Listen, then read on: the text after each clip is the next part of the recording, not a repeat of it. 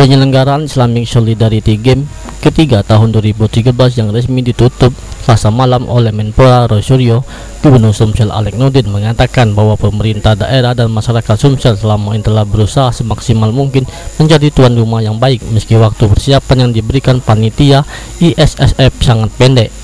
Dirinya menjelaskan pelaksanaan ISG telah mengeluarkan semangat yang tinggi dengan kecuran keringat dan uraian air mata baik siang dan malam hari, bekerja keras demi mensukseskan ISG ketiga tahun 2013. Bela bangsa dan negara Republik Indonesia menyukseskan Islamic Solidarity Games ini. Terima kasih kepada seluruh masyarakat Sumatera Selatan. Menurutnya, persiapan yang tergolong sedikit tak menyurutkan usaha pemerintah daerah dan masyarakat untuk menjadi tuan rumah ISG. Alex pun meminta maaf kepada para atlet, ofisial dan tamu negara bila penyambutan selama penyelenggaraan ISG tidak sempurna.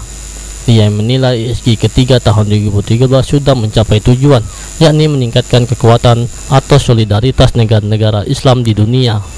Husniawan, PAL TV.